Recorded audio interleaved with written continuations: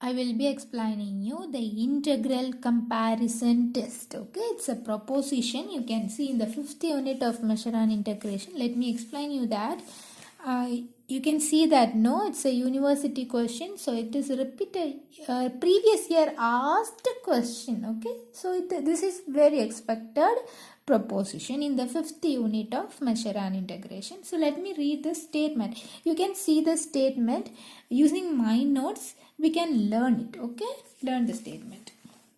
Okay, here you can see that I made not all the sentences, each and every words of the statement is not present here. It's like a hint. Okay, these are the main things that you have to fix in your mind. Then the framing sentence will be automatic. Okay, you can, if you have these things in your mind, then you can frame sentences by your own. Okay, so here let f be a, first you have to take a function, and that function is measurable function. The function is f. Okay, you are having this measurable function on e. E means it's a measurable set. Okay, within this measurable set you are having this measurable function f. Suppose also you are having another one function, that is g. Okay, suppose g is a non-negative function. What kind of function it is? It is g is a non-negative function.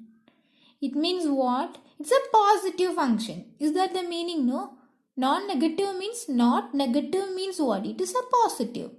Right? So suppose g is non-negative function, and g also they are saying something about this g. This g is integrable. Okay, this g is integrable over e.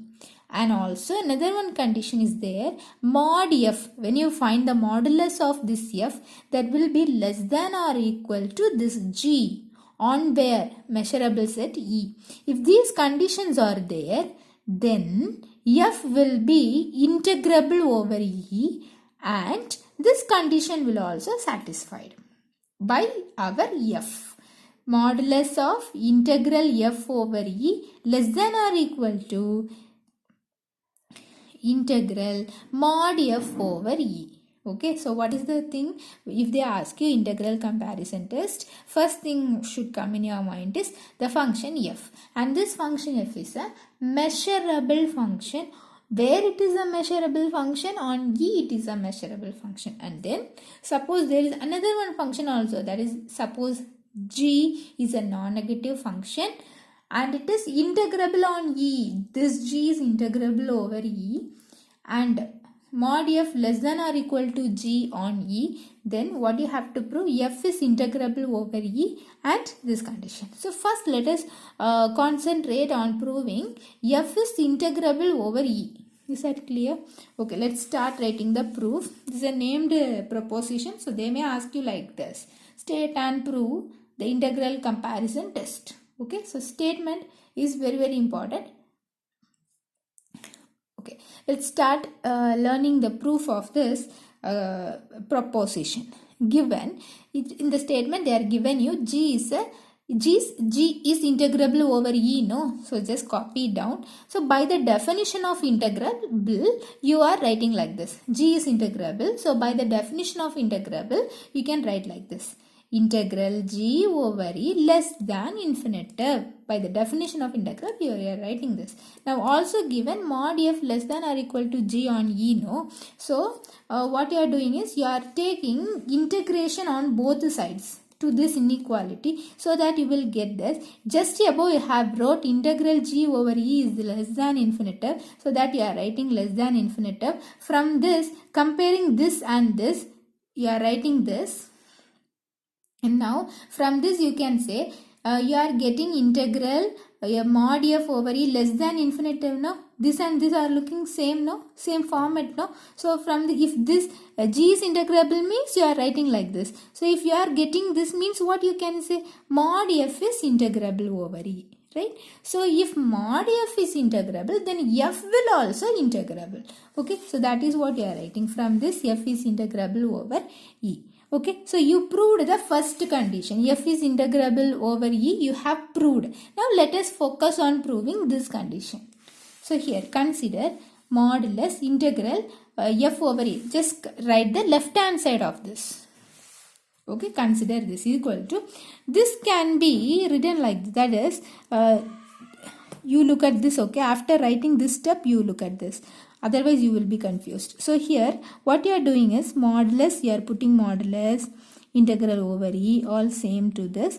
In the place of F, what you are doing is you are putting F plus minus F minus value.